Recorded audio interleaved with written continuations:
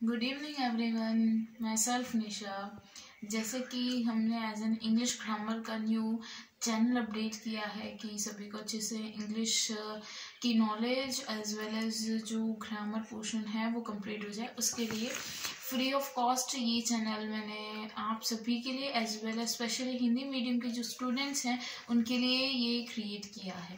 हमने कल से जैसे सब्जेक्ट वर्ब एग्रीमेंट में आज हम लोग कल पढ़े थे, आई थिंक सभी ने रिवाइज किया होगा एंड अब हम लोग एज ए फर्दर कंटिन्यू कर रहे हैं। ठीक है। कल हमने बताया था कि subject verb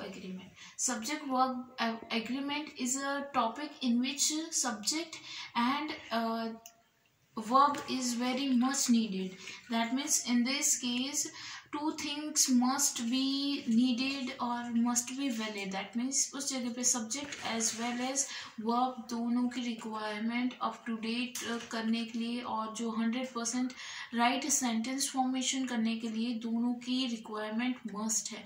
if one case में like subject है और verb नहीं है, या फिर आपके पास verb है और subject नहीं है, तो हम लोग as an subject verb agreement के सेंटेंसेस फॉर्म नहीं कर पाएंगे। जैसे कि मैंने आपको एक सेंटेंस दिया कि I am doing writing now. यहाँ पे हम लोग जो वर्क कर रहे हैं वो भी है और कौन सा वर्क कर रहे हैं ये भी मेंशन किया है। इज एम आर लाइक ये एज एन वर्ब के फॉर्म है। मैं एज अ सिंगल खुद के अकेले के लिए बात कर रही हूँ तो मैं इसका यूज करूँगी, एंड रादर देन मैं मोर देन 1 पर्सन और आइदर 2 पर्सन के बारे में हम बात करेंगे तो उस जगह हम लोग आर का यूज करेंगे। ये हमारे ये मैंडेट है कि इज कहाँ यूज होता है, आर का यूज हम किस केस में करेंगे। अब जो फर्दर आगे बढ़ने जा रहे हैं हम लोग। फर्स्ट जैसे कि हमें पता है कि इसका यूज सिंगल केस में होगा और आर का यूज जैसे कि मोर देन 1 होगा। एंड आज हम लोग जो अनकाउंटेबल नाउन्स हैं, अनकाउंटेबल कंडीशन है, वहाँ क्या यूज करेंगे।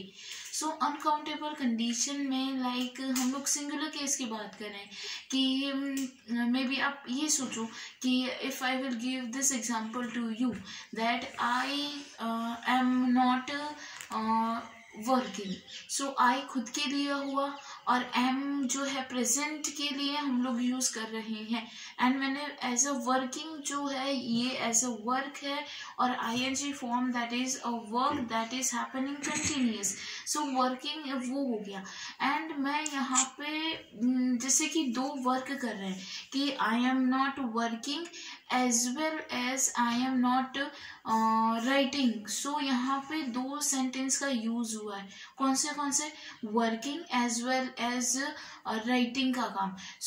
इसमें जो हम लोग वर्ब यूज करेंगे, जो फर्स्ट एक्टिविटी या फर्स्ट नाउन है उसी के अकॉर्डिंग हम लोग वर्क करेंगे। फॉर एग्जाम्पल अगर 2 सेंटेंस है, 2 सेंटेंस में जो फर्स्ट एग्जाम्पल है उसी के अकॉर्डिंग हम लोग वर्क का यूज करेंगे। आप लोगों को ये बात बहुत ज्यादा अच्छे से ध्यान रखनी है कि जो मीन्स एक सेंटेंस है जिसमें हम लोग 2 बातें कर रहे हैं और जिसमें एज ए फर्स्ट कंडीशन में जो वर्ब हमने यूज किया है, जो फर्स्ट वर्ब यूज किया है वो हम लोग जो फर्स्ट कंडीशन है या फर्स्ट क्राइटेरिया है उसी के लिए यूज करेंगे। आप लोग कभी भी ये मत सोचना कि जो फर्स्ट सेंटेंस है, फर्स्ट वर्ब है, हम दोनों सेंटेंस के लिए यूज कर रहे हैं। ये आपकी बात गलत हो जाएगी, ये सेंटेंस आपका रॉन्ग हो जाएगा। जैसे कि मैं आपको एक एग्जाम्पल दे रही हूँ कि my friend is singing as well as dancing also. यहाँ पे मैं मेरे एक फ्रेंड की बात कर रही हूँ, वो एक साथ 2 वर्क कर रहे हैं। कौन से singing as well as dancing. कौन सा हम लोग वर्ब एग्रीमेंट का आइकन यूज कर रहे हैं, as well as that means 2 चीजें जो एक साथ हो रही है। और जो वर्ब का यूज है हम लोग फर्स्ट वर्क के लिए यूज कर रहे हैं। First work in the sense कि मैंने एग्जांपल बताया कि my friend she is dancing as well as another, अगर हमें दो चीज हम लोग एक साथ कर रहे हैं, वो डांस भी कर रही है, वो सिंगिंग भी कर रही है, डांस उसका फर्स्ट काम है और सिंगिंग सेकंड है। सो जो हम लोग वर्ब यूज करेंगे वो एज जो फर्स्ट वर्क हुआ है, जो फर्स्ट वर्क हम लोग कर रहे हैं, उसी तरीके से हम लोग एज जैसे सेकंड एक्टिविटी के लिए या सेकंड जो काम हम कर रहे हैं उसके लिए हमें अलग वर्ब यूज करना पड़ेगा। तो आप लोग ये इम्पोर्टेंट ध्यान रखिएगा कि जैसे जो वर्ब्स हैं आप मे बी आप नोट डाउन भी कर सकते हैं, बिकॉज ये बहुत ज्यादा ही इम्पोर्टेंट है। कौन से verb? As well as, like as, same as, या सेम एज हो गया, एज वेल एज हो गया, लाइक एज हो गया। सो ये 3 और 4 ऐसे वर्ब्स हैं जो हम लोग दो एक्टिविटीज एक साथ हो रही है या एक ही पर्सन एक ही टाइम पे दो काम कर रहे हैं, और उस कंडीशन में हम लोग जो वर्ब है फर्स्ट ऑफ ऑल हम लोग जो पहले काम किया है, पहला स्टार्टअप किया है, उसके लिए यूज कर रहे हैं। तो ये बात आप सभी के सभी ध्यान रखिएगा कि that the work which are doing at a first, so the verb we are just using for that only, and if we want to use verb for both the work, then we should need to use the verb at a different stage. That means first sentence में हमने first verb के लिए use किया, और second verb और second verb के लिए हमें यूज करना है, उसकी जगह आपको सेकेंड वर्ब का यूज भी करना पड़ेगा। सो ये बात बहुत ज़्यादा इम्पॉर्टेंट है। आई थिंक आप सभी को अच्छे से ये लर्न हुआ होगा, और आई एम जैसे मेरा एज एन बिलीव है जिस तरीके से मैंने पढ़ाया आप सबको अच्छे से समझ आया होगा।